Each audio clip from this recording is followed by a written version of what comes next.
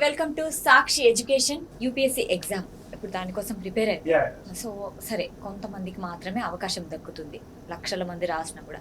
కానీ సరే, ఆ అవకాశం రాలేదనుకోండి, రాలేకపోతే నెక్స్ట్ ఆప్షన్ ఏంటి దాని తర్వాత? మేడం, ఇది ఇది ఇది నా మైండ్లో చాలా మెదులుతున్న ఒక అంశం. మనం అర్థశాస్త్ర ఐఏఎస్ అకాడమీ స్టార్ట్ చేయడానికి ప్రధానమైన కారణం ఇదే. 99.99% 99.99% of people don't get selected in this exam. This exam is not a right of selection but a right to reject. Exam of rejection. నిజం చెప్పాలంటే ఎక్కువ మంది రిజెక్ట్ అవుతారు.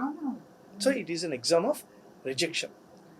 ఈ 99.99% మంది ఎవరైతే రిజెక్ట్ అవుతున్నారో, ర్యాంక్ వచ్చిన వాడికి ర్యాంక్ రాని వాడికి నాలెడ్జ్లో తేడా లేదు. ఫస్ట్ ర్యాంకర్కి అసలు ర్యాంక్ రాని వాడికి నాలెడ్జ్లో సేమ్ ఉంటారు. ఇద్దరు సేమ్ నాలెడ్జ్ ఉంటుంది. ఎందుకు రిజెక్ట్ అవుతారు? చాలా కారణాలు ఉంటాయి దానికి. అప్రోచ్ కరెక్ట్గా లేకపోవడం, ప్రజెంటేషన్ కరెక్ట్గా లేకపోవడం, రైట్ యాటిట్యూడ్ మెయింటైన్ చేయలేకపోవడం. సో చాలా ఎగ్జామ్ రోజు ప్రెషర్ తీసుకోవడము, స్ట్రెస్లో ఉండడము, ఆ స్ట్రెస్ని హ్యాండిల్ చేయలేకపోవడము, ఇలాంటి కారణాల వల్ల రిజెక్ట్ అయిపోతారు. కానీ నాలెడ్జ్లో మాత్రం తేడా లేదు. కానీ నాలెడ్జ్ ఉంది కానీ అకాడమిక్ బ్యాకప్ లేదు. అందుకే నేనేమంటానంటే, ఎప్పుడైతే నువ్వు యూపీఎస్సీ ప్రిపరేషన్ స్టార్ట్ చేయాలి అని అనుకున్నావో, అప్పుడే నువ్వు డిస్టెన్స్ ఎడ్యుకేషన్లో ఎంఏ కానీ ఏదైనా జాయిన్ అవ్వు. ఎలా అయినా 2 years ఉండాల్సిందే కదా. 2 yearsలో పీజీ. సో ఇది ప్లాన్ బి ఫర్ ఎగ్జాంపుల్. అలానే అనుకో. అప్పుడు నీకేమవుతుందంటే, ఇక్కడ రిజెక్ట్ అవుతే నీకున్న నాలెడ్జ్తో నువ్వు రాజువి. దానికి ఒక సర్టిఫికేట్ లేదంతే. పబ్లిక్ పాలసీయో, లేదా BA public administration, MA public అడ్మినిస్ట్రేషనో, పిఏ పొలిటికల్ సైన్స్, ఏదో ఒకటి తీసుకో, జాయిన్ అవ్వు. అది తీసుకొని నీకు అకాడమిక్ బ్యాకప్తో యూపీఎస్సీ సబ్జెక్ట్ నాలెడ్జ్ ఉంటే నీకు చాలా అవకాశాలు ఉన్నాయి ఇండియాలో. కొన్ని చెప్తా. ఫర్ ఎగ్జాంపుల్ కొన్ని చెప్తా. మనందరికీ తెలిసింది ఏంటంటే, ఆల్టర్నేటివ్గా గ్రూప్ 1 గ్రూప్ 2 ఇవన్నీ ఉంటాయి. అవన్నీ కూడా రాలేదనుకోండి మేడం, ఇప్పుడు కొన్ని చెప్తా. ఫెలోషిప్ ప్రోగ్రామ్స్ ఉంటాయి ఇండియాలో. గాంధీ ఫెలోషిప్ ఉంది, అమరావతి ఫెలోషిప్ ఉంది, కాకతీయ ఫెలోషిప్ ఉంది, హర్యానా సీఎం ఫెలోషిప్ ఉంది, మహారాష్ట్ర సీఎం ఫెలోషిప్ ఉంది, centre for civil society fellowship ఉంది, association for democratic reforms fellowship, foundation for democratic reforms fellowship ఉంది, అశోక ఫెలోషిప్ ఉంది, టీచ్ ఫర్ ఇండియా ఫెలోషిప్ ఉంది, ల్యాంప్ ఫెలోషిప్ ఉంది. 50 ఫెలోషిప్ ప్రోగ్రామ్స్ ఉన్నాయి ఇండియాలో. పిఎంఆర్డిఎఫ్ ఫెలోషిప్ ప్రోగ్రామ్ ఉంది. ఇది కాలేదు, ఇది వద్దు నీకు, థింక్ ట్యాంక్స్ ఉంటాయి. Centre for civil society, ADR, FDR, ఇలా థింక్ ట్యాంక్స్లో నీకు అవకాశాలు వస్తాయి. దానికి కూడా మనం ఎగ్జామ్స్ రాయాలి. అవసరం లేదు మేడం, ఈ బ్యాకప్ చాలు, ఈ నాలెడ్జ్ చాలు, వెళ్ళి ఇంటర్వ్యూ అటెండ్ అయిపో. ఇది వద్దు madam. So one time investment లాగా అక్కడ ప్రిపరేషన్ జరిగితే మనకి చాలా అకాడమిక్ బ్యాకప్ మాత్రం ఉండాలి. అదే ఉంటే మంచిది మేడం. పొలిటికల్ కన్సల్టింగ్స్ ఉన్నాయి, ఐపాక్ లాంటి సంస్థలు ఉన్నాయి, షో టైం లాంటి సంస్థలు ఉన్నాయి. అక్కడ నీ నాలెడ్జ్ చాలా ఇంపార్టెంట్. యూపీఎస్సీలో ఇలా 99.9% ఎవరైతే రిజెక్ట్ అయి ఉంటారో వాళ్ళకి అది కాకుంటే వేరే గవర్నమెంట్ జాబ్స్ ఏమున్నాయి? గ్రూప్ 1 ఉంది, గ్రూప్ 2 ఉంది, గ్రూప్ 3, గ్రూప్ 4 ఉన్నాయి, ఎస్ఎస్సి సీజీఎల్ ఉంది, చాలా ఉన్నాయి. బట్ ఐఏఎస్ అవ్వాలనుకుని వచ్చిన వ్యక్తికి ఇవన్నీ చిన్నగా కనపడతాయి. నాకు తెలిసి ఈ will fit as a research consultant, public policy, నీతి ఆయోగ్, ఇలాంటి జాబ్స్లలో వెళ్ళడం బెస్ట్ మేడం. ఈవెన్ సాఫ్ట్వేర్లో కూడా ఉంది, మీకు తెలుసా? గవర్నమెంట్ రిలేషన్ ఆఫీసర్స్ అంటారు వాళ్ళని. బిగ్ 4 కంపెనీస్, కేపీఎంజీ, పీడబ్ల్యూసి, ఇలాంటి సంస్థల్లో కూడా మీకు జాబ్ ఆపర్చునిటీస్ ఉంటాయి. మీకు జస్ట్ అకాడమిక్ బ్యాకప్ ఉండాలి అంతే. మేము ఇలాంటి ఒక ఎకో సిస్టమ్ని డెవలప్ చేయడానికి ప్రయత్నం చేస్తున్నాం. అంటే అర్థశాస్త్ర ఐఏఎస్ అకాడమీ ఏం చేయబోతుందంటే, జూన్ జూలైలో ఒక 5 day బూత్ క్యాంప్ పెడదామని అనుకుంటున్నాం. 5 day camp. It's a residential camp. For example, political consulting మీద 5 day క్యాంప్ పెట్టామనుకో. ఇది అవేర్నెస్ కోసం కాదు మేడం, జాబ్ చేయడానికి చెప్తాను మీకు. 5 day క్యాంప్ పెట్టి, సపోజ్ పొలిటికల్ కన్సల్టింగ్ క్యాంప్ అనుకోండి. పొలిటికల్ కన్సల్టింగ్ అంటే ఏంటి, పొలిటికల్ డ్రాఫ్టింగ్ అంటే ఏంటి, పొలిటికల్ సెక్రటరీ అంటే ఎవరు, మీడియా మేనేజ్మెంట్ అంటే ఏంటి, అసలు మనకి పొలిటీషియన్స్ కాన్స్టిట్యుయెన్సీ మేనేజ్మెంట్ ఎలా చేస్తారు, ఇది మొత్తం 5 రోజులు ఈ ఇండస్ట్రీ ఎక్స్పర్ట్స్ని తీసుకొచ్చి మీకు డైరెక్ట్గా ఆ అవగాహన తెలియజేసి అవగాహన ఇచ్చి ఎక్స్పర్ట్స్గా తయారు చేసి మీకు 5 డే ఆ క్యాంప్ మీద సర్టిఫికేట్ ఇచ్చి 5th డే అక్కడికే వచ్చి రిక్రూటర్స్ మిమ్మల్ని రిక్రూట్ అయ్యే విధంగా ఎక్సలెంట్ అండి. ఒక ఏర్పాటు చేసే ప్రయత్నంలో ఉన్నాం మేడం. హోప్ఫుల్లీ నేను అనౌన్స్ చేసేస్తాను. ఇది ఎవ్రీ 6 monthsకి చేయాలని అనుకుంటున్నాం. ఫర్ ఎగ్జాంపుల్ ఈ జూన్ జూలైలో పొలిటికల్ కన్సల్టింగ్ క్యాంప్ పెడతాం కదా, ఒక 6 months తర్వాత we will come up with NGO related camp. అంటే ఎన్జిఓ సెక్టర్స్ అంటే ఏంటి, సిఎస్ఆర్ అంటే ఏంటి, ఎన్జిఓలో ఎన్ని రకాల ఎన్జిఓలు ఉంటాయి, ఇలా ఒక 5 డే క్యాంప్ పెట్టి 5th డే ఎన్జిఓస్ని పిలిచి రిక్రూట్మెంట్ చేసే విధంగా పెడదాం. సో గ్రేట్ అనమాట. ఎందుకంటే కన్ఫ్యూజన్లో ఉంటారు చాలామంది. ఒకవేళ అది అంటే మనం ప్రిపేర్ అయితే ఐఏఎస్ రాకుంటే ఇంకా ఏం లేదు, లైఫ్ ఎండ్ అయిపోతుంది, నెక్స్ట్ ఏం చేయాలి అని.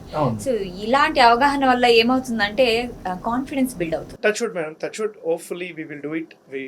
హోప్ఫుల్లీ, ఎందుకంటే చాలా ఇన్స్టిట్యూషన్స్ ఉన్నాయి మేడం. అశోక్ నగర్లో కానీ ఢిల్లీలో కానీ చాలా ఇన్స్టిట్యూషన్స్ ఉన్నాయి. నాకు అర్థశాస్త్ర ఐఏఎస్ అకాడమీ ఎందుకు పెట్టావు అని అడిగితే చాలా ఇన్స్టిట్యూషన్స్ ఉన్నాయి కదా, ఎందుకు పెట్టావు అని అంటే this is the main reason. I want to give employment opportunities to the students who got rejected in this exam, not because of their knowledge, but because of some other reasons. వాళ్ళు కూడా మనం చేయాలి కదా ma'am. Exactly. So UPSC ఎగ్జామ్లో prelims 50 days planning అనేది అర్థశాస్త్ర IAS అకాడమీలో మీరు ప్లాన్ చేస్తున్నారు. దాని గురించి వివరాలు చెప్పండి మేడం. ప్రిలిమ్స్కి ఇంకో 50 days ఉంది, మీరు కరెక్ట్గా చెప్పారు. May 24th exam. That 1 day decides your 1 year. ఇది గుర్తుపెట్టుకోవాలి ఫస్ట్. మీరు ఆ ఒక్కరోజు మీరు ఎగ్జామ్ బాగా రాశారనుకోండి, మెయిన్స్ ప్రిపరేషన్ చేస్తారు, ఇంటర్వ్యూకి వెళ్తారు. ఆ ఒక్కరోజు కనుక మీరు కరెక్ట్గా ప్రిపేర్ అవ్వకపోయి మీరు కరెక్ట్గా ఎగ్జామ్ రాయకపోతే it is costing your 1 year of time. మళ్ళీ 1 year పడుతుంది మీరు ప్రిలిమ్స్ రాయాలంటే. ఇది మాత్రం రోజు గుర్తుపెట్టుకోవాలి మైండ్లో. That 1 day is not 1 day, it is 1 year. గుర్తుపెట్టుకోవాలి. Point number 1. 50 days ఉంది. 50 రోజులలో ఏం చేయాలి? ఫస్ట్ పని నువ్వు చేయాల్సింది ఏం తెలుసా? ఏదైతే చదవలేదో అది చదవకు. ఏదైతే నువ్వు ఇప్పటివరకు టచ్ చేయలేదో అది పక్కన పెట్టే. ఫస్ట్ చదవకు, అవసరం లేదు. నువ్వు ఏదైతే చదివావో దాన్ని మాత్రమే పట్టుకో. ఇప్పటి వరకు ఏదైతే చదివావో దాన్ని పట్టుకొని కూర్చో, అది పోనివ్వకు. రివైజ్ చేయి, దాన్ని ఇంకా స్ట్రాంగ్ చేసుకో. Very good point. దాన్ని ఇంకా స్ట్రాంగ్ చేసుకో. ఏవైతే 4 మేజర్ సబ్జెక్ట్స్ ఉన్నాయో, పాలిటీ కానీ, హిస్టరీ కానీ, ఎకానమీ కానీ, జాగ్రఫీ కానీ, ఈ 4తో పాటు ఎకాలజీ, ఎన్వైర్న్మెంట్, ఈ 5 సబ్జెక్ట్స్ వదలకు. దీంట్లో కావాలంటే హిస్టరీ కొద్దిగా కాంప్రమైజ్ అవ్వు. మీరు చాలా అంటే చెప్తూ ఉంటారు కాబట్టి చెప్పా, స్టూడెంట్స్ ఇట్లా చాలా వాస్ట్ ఉంటారు కదా సార్ అని. మోడర్న్ హిస్టరీ మాత్రమే చదువుకో. ఈ 5 సబ్జెక్ట్స్, ఈచ్ సబ్జెక్ట్ నుంచి యావరేజ్గా 12 questions వస్తాయి. 5 12 ఎంత మేడం? ఆల్మోస్ట్ ఎంత అయిపోయింది? 60 అంతేనా? 12 5 60 అంటే 60 questions sir. Year cut off ఎంత? 93. లాస్ట్ ఇయర్ 2025 కట్ ఆఫ్ 200కి 93. 93 అంటే నీకు ఎన్ని క్వశ్చన్స్ రావాలి? నీకు ఎన్ని మార్క్స్? 46 questions కరెక్ట్ అవ్వాలి. సో ఆల్రెడీ 60 వచ్చేసి 62 questions వస్తాయి. దీనిలో 20 తప్పులు పోయాయి అనుకున్నాం ఫర్ ఎగ్జాంపుల్. మిగతా దాంట్లో కొంచెం ఛాన్స్ తీసుకుంటావు కదా, ఛాన్స్ తీసుకుంటావు కాబట్టి నీకు అక్కడ కవర్ అయిపోతుంది, బ్యాలెన్స్ అయిపోతుంది. మేడం మళ్ళీ చెప్తున్నాను, ఎన్ని క్వశ్చన్స్ పెట్టావో ఫస్ట్ ప్రామాణిక అయితే, నీ నెగిటివ్ మార్కింగ్ తగ్గించుకోవడము రెండో ప్రామాణిక. నువ్వు ఈ ఎగ్జామ్లో నెగిటివ్ మార్కింగ్ తగ్గించుకోవాలి. ఇప్పుడు టెస్ట్ సిరీస్ రాస్తున్నారు కదా, అందరు టెస్ట్ సిరీస్ రాస్తూ ఉంటారు కదా. టెస్ట్ సిరీస్ నీ నాలెడ్జ్ టెస్ట్ చేయడానికి మాత్రం రాయకో. ఒక టెస్ట్లో 30 questions తప్పులు పోతే నెక్స్ట్ ఎగ్జామ్లో 25 తప్పులు పోవాలి అనే మైండ్ సెట్లో రాయి. సో తప్పుల్ని తక్కువ చేసుకుంటూ వెళ్ళు, సరిపోతుంది. సో 3 విషయాలు మేడం. ఒకటి, ఏది చదవలేరో అది పక్కన పెట్టి నువ్వు చదివింది మాత్రమే కాన్సన్ట్రేట్ చేయి, అదే రివిజన్ చేసుకో. రెండోది మేడం, 5 సబ్జెక్ట్స్ ఏవైతే ఉన్నాయో దీన్ని వదలకు. ఇది మళ్ళీ రివైజ్ చేసుకో, కరెంట్ అఫైర్స్ అప్డేట్ చేసుకో, సరిపోతుంది. మూడోది, నెగిటివ్స్ అనేవి తగ్గించుకో. నెగిటివ్స్ తగ్గించాలి అంటే అసలు ప్యాటర్న్ ఏంటో అర్థం చేసుకో. యూపీఎస్సీ ఎలా అడుగుతోంది లాస్ట్ 5 yearsలో? ఓకే, నాకు అసలు ఏమీ రాకపోయినా దీనికి ఆన్సర్ పెట్టి రావాలంటే నా మైండ్లో ఏం తిరగాలి, ఈ స్ట్రాటజీ చేయి. Every day spend some time looking at previous year questions, ½ an hour. Madam pattern same ఉంటుంది, రిపీట్ చేస్తూనే ఉంటుంది యూపీఎస్సీ, డిఫరెంట్ వేగా రిపీట్ చేస్తారు. ఇది మీరు అర్థం చేసుకోవాలి. Smart work required along with hard work కదా మేడం, మనం అందరం చెప్తూ ఉంటాం కదా. ఇవి రెండు కాదు మేడం, ఇంకోటి చెప్పనా మీకు, right work is needed. Hard వర్క్తో పాటు స్మార్ట్ వర్క్ ఉండాలి, స్మార్ట్ వర్క్తో పాటు రైట్ వర్క్ కూడా ఉండాలి. హార్డ్ వర్క్తో పాటు స్మార్ట్ వర్క్ ఉండాలి, ఇది మాత్రం మనందరికి తెలుసు. కానీ యూపీఎస్సీలో హార్డ్ వర్క్తో పాటు స్మార్ట్ వర్క్తో పాటు రైట్ వర్క్ కూడా ఉండాలి. మీరు అడగొచ్చు, సార్ రైట్ వర్క్ అంటే ఏంది, కొత్తగా వింటున్నాను అని చెప్పేసి. ఇది చేస్తే యూపీఎస్సీ కొడతానంటే అది చేయి, అదే రైట్ వర్క్. వాళ్ళకి ఎలా తెలుస్తుంది ఇదే రైట్ వర్క్? మేడం నా గ్రాడ్యుయేషన్ ఏం తెలుసా మేడం, నేను లా చేశాను, ఎల్ఎల్బి చేసి ఎల్ఎల్ఎం చేశాను. నేను వచ్చి లా ఆప్షనల్ తీసుకుంటాను అని అంటే మూర్ఖత్వం. ఇంజనీర్ లాస్ట్ 10 సంవత్సరాలలో madam 65% of the rankers are engineers. మరి వాళ్ళందరూ ఆప్షనల్ సబ్జెక్టు ఇంజనీరింగ్ తీసుకోలేదే. వాళ్ళందరూ ఆప్షనల్ సబ్జెక్టు ఆంథ్రోపాలజీయో, పిఎస్ఐఆర్, పబ్లిక్ అడ్మినిస్ట్రేషనో, సోషియాలజీ తీసుకున్నారు. మరి ఇంజనీరింగ్ చదివిన వ్యక్తి నువ్వు ఆంథ్రోపాలజీ ఆప్షనల్ తీసుకున్నాడు అంటే ఇది రైట్ వర్కా కాదా? ఇది తీసుకుంటే ర్యాంక్ వస్తుంది అని వీడికి తెలుసు కాబట్టి తీసుకున్నాడు. దీన్ని రైట్ వర్క్ అంటారు. ఇది చేస్తే ఎగ్జామ్ క్రాక్ అవుతాను అంటే అదే చెయ్యి. ఎమోషన్స్ పెట్టుకోకు, నాకు నచ్చదు అది, నాకు ఇట్లుంటే ఇదవుతుంది, నాకు అది చూస్తే ఎలర్జీ వస్తుంది, ఇట్లా చేస్తే ఏమిటి. సో ఏదన్నా మనం సాధించాలంటే దానికి అంటే ఏం చేస్తే అందుకు వెళ్తాము అనేసి ముందు మనం దాన్ని చూస్ చేసుకోవాలి కరెక్ట్ గా. సో అదే రైట్ వర్క్ అంటారు. చాలా బాగా చెప్పారు, చాలా బాగా. Right work. సో ఈ 50 డేస్లో ఏం చేయాలంటే ఈ 3 విషయాలతో పాటు ఇంకోటి మేడం చాలా ఇంపార్టెంట్, డిజిటల్ డీటాక్స్ ప్రయత్నించు 5 గంటలు రోజుకి. ఫోన్ పక్కన నీకు నీ గోల్ కంటే నీ ఫ్యామిలీ కంటే వేరే ఏం ముఖ్యం కాదు కదా. సోషల్ మీడియా అవసరం కాబట్టి 5 గంటలు అన్నా. ఎందుకు అని అంటే కరెంట్ అఫైర్స్ చూసుకోవడము, ఏదైనా వీడియో చూసుకోవడము నడుస్తూ ఉంటుంది. ఇంట్లో చెప్పేసాయి, అమ్మ నేను 2 నుంచి 8 వరకు స్విచ్ ఆఫ్ చేసి పెట్టుకుంటా, ఈ స్టడీ హాల్లో ఉంటా, 2 నుంచి 8 వరకు డిజిటల్ డీటాక్స్లో ఉండు. ఎగ్జాక్ట్లీ, ఎందుకంటే ఆ డిటర్మినేషన్ ఉండాలి. ఇప్పుడు నుంచి 50 రోజులు డిజిటల్ డీటాక్స్ అనేది పాటించు. నువ్వు ఎంటర్టైన్మెంట్కి ఛాన్స్ ఇవ్వు, కానీ ఎలా ఛాన్స్ ఇవ్వాలంటే దానికి కూడా గోల్స్ పెట్టుకొని ఛాన్స్ ఇవ్వు.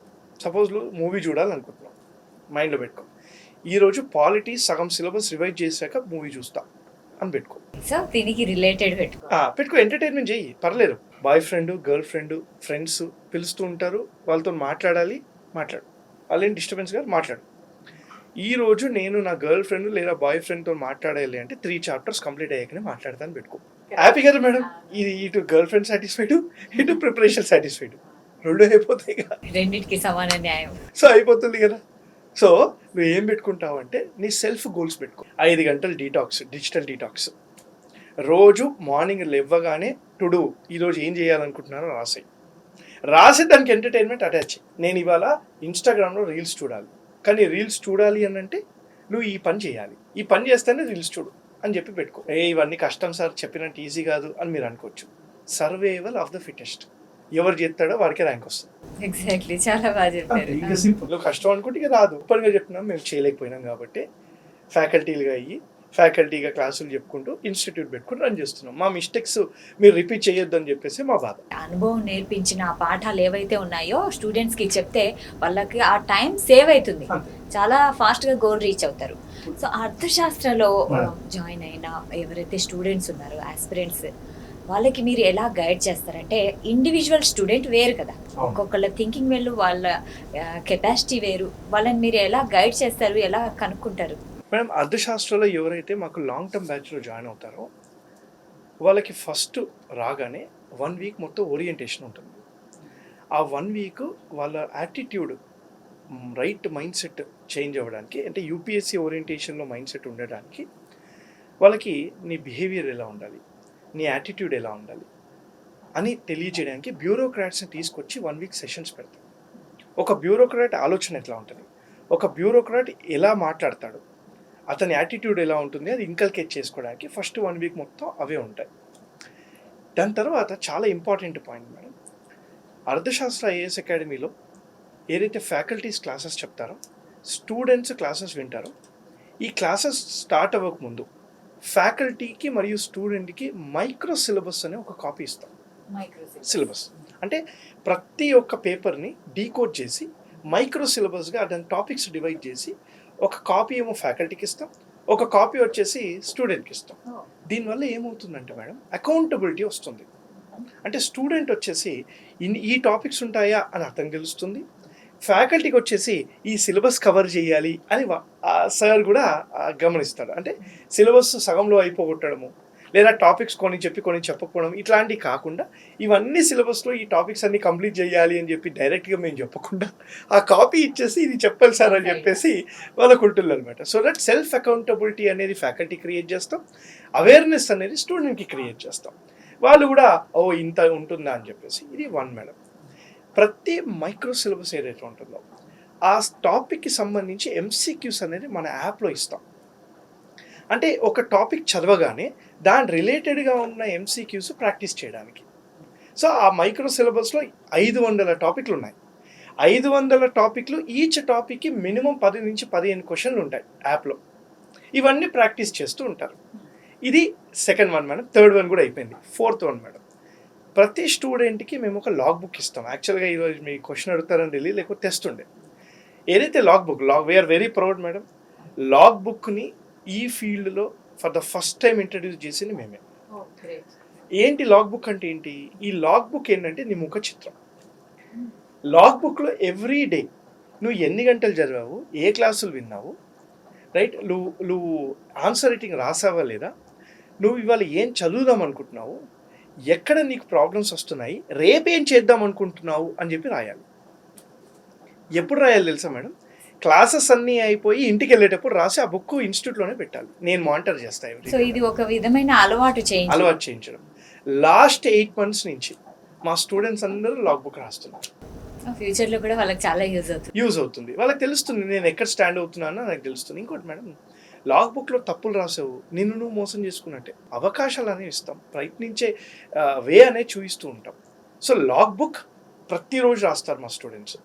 ఇప్పటి నుంచి 8 months నుంచి రాస్తున్నారు. యాక్చువల్ తెస్తుండే బుక్స్ ఏవైనా మా స్టూడెంట్స్, దాన్ని డైలీ నేను మానిటర్ చేస్తాను. ఎవ్రీడే నేను మానిటర్ చేస్తాను. మీరు పర్సనల్గా మానిటర్ చేస్తాను. అంటే దానిలో ఏం రాస్తానంటే డీవియేషన్స్ ఏవైనా ఉన్నాయని చెప్పి రాస్తా, ఎన్ని గంటలు చదివావని రాస్తా, ఎక్సర్సైజ్ చేసావా అని రాస్తా, ప్రేయర్ చేసావా అని రాస్తా. అంటే ఇవన్నీ ఉంటాయన్నమాట. సపోజ్ డీవియేషన్స్ ఉన్నాయంటే ఎస్ అని పెట్టారనుకోండి, ఆ స్టూడెంట్ని పర్సనల్గా నేను పిలుస్తాను. ఏంటమ్మా ఏంటి ప్రాబ్లము, ఏమవుతుంది అని అంటే చెప్తూ ఉంటారు. సో నాకు కొంచెం స్లీప్ డిస్టర్బ్ అవుతుంది, లేదా కొంచెం ఇంట్లో సమస్య ఉంది, లేదా స్ట్రెస్ ఉంది, ఇలాంటివి చెప్తూ ఉంటే సొల్యూషన్ ఇవ్వడానికి ఆ ఉద్దేశంలో కౌన్సిలింగ్ ఇస్తూ ఉంటాను. ఎప్పటికప్పుడు కౌన్సిలింగ్ ఇస్తూ ఉంటాను. ఇది 4వ విషయం మేడం. చాలా ఇంపార్టెంట్. 5వ విషయం, మండే టు సాటర్డే మా క్లాసెస్ అవుతాయి. మండే టు సాటర్డే ఏవైతే జిఎస్ క్లాసెస్ అవుతాయో ఆ టాపిక్స్ మీద సండే క్లాస్ రూమ్ టెస్ట్ ఉంటుంది. క్లాస్ రూమ్ టెస్ట్ ఏదైతే సండే ఉంటుందో ప్రిలిమ్స్ అండ్ మెయిన్స్ 2 ఉంటాయి మేడం. మేము ఒక బుక్ ఇచ్చేస్తాము, ఆ బుక్లో మెయిన్స్ ఆన్సర్ రైటింగ్ రాయాలి, ప్రిలిమ్స్ క్వశ్చన్స్ కూడా ప్రాక్టీస్ చేయాలి. ఓకే, సో ఇది ఒక రకమైన మాక్ టెస్ట్ అంటే ఫుల్ లెంత్ టెస్ట్ ఫిబ్రవరి నుంచి స్టార్ట్ అవుతుంది సిలబస్ అయిపోయాక. ఇదేమవుతుంది, వీక్లీ స్టార్ట్ అవుతుంది అనమాట. అది అలా ఉంటుంది. 5వ విషయం ఏంటంటే మేడం, 4 నుంచి 6 గంటలు మాత్రమే క్లాసెస్ ఉంటాయి. 4 to 6 hours క్లాసెస్ ఉంటాయి. ఇంకో 4 hours మేమే స్పేస్ ఇచ్చి చదువుకోమని చెప్తాం. ఎవరైతే అర్థశాస్త్ర ఐఏఎస్ అకాడమీలో జాయిన్ అవుతారో స్టడీ హాల్ ఫెసిలిటీ ఫ్రీగా ఇస్తాం madam. And everyday the Hindu news paper వాళ్ళు కొనక్కర్లేదు, మేమే ఇస్తాం. రాగానే న్యూస్ పేపర్ ఇచ్చేస్తాము. ఎవ్రీడే న్యూస్ పేపర్ ఇస్తాము, చదువుకోవాలి. 4 to 6 hours మాత్రమే మన క్లాసెస్ ఉంటాయి. దాని తర్వాత వాళ్ళే చదువుకుంటారు. సో ఒక రకంగా చూస్తే అంటే మీరు వాళ్ళకి లైఫ్ లాంగ్ మంచి మంచి అలవాట్లు నేర్పుతున్నారు. చాలా బాగా అర్థం చేసుకున్నారు. అలవాట్లు అనేది మనం ఇస్తాం madam. Madam knowledge without character is a sin అని అన్నారు మహాత్మా గాంధీ గారు. నీకు ఎంత నాలెడ్జ్ ఉన్నా కూడా, నీకు రైట్ యాటిట్యూడ్ లేకపోయినా, రైట్ బిహేవియర్ లేకపోయినా, నువ్వు మొడెస్ట్గా లేకపోయినా, నీకు ఎంత నాలెడ్జ్ ఉన్నా నువ్వు వేస్ట్ అని అన్నాడు. యాటిట్యూడ్ అనేది మేము నేర్పిస్తాం. మంచి యాటిట్యూడ్ ఉండాలి, అలవాట్లు, డిసిప్లిన్, అలవాట్లు. ఒక బ్యూరోక్రాట్ కావాలంటే ఈ అలవాట్లు ఉండాలి అని నేర్పిస్తాం. ఇప్పుడు కూడా మా పిల్లలు మేడం మార్నింగ్ 8కి వస్తారు, ఈవినింగ్ 8 వరకు ఉంటారు. బాక్స్ కూడా తెచ్చుకుంటారు. మార్నింగ్ 8 to ఈవినింగ్ 8 వరకు ఉంటారు మేడం. ఉండేసి మొత్తం చదువుకొని నైట్ 8 వెళ్ళిపోతారు. ఎప్పుడు ఏ కంప్లైంట్స్ ఇవ్వరు నాకు. నేను ఇంకోటి ఏదైనా ఇది యాక్చువల్గా ఇవన్నీ ఎక్కడ ఉండవు మేడం. ఎందుకనంటే ఈ అలవాట్ల కోసమే ఈ ప్రాక్టీస్ పెట్టడం.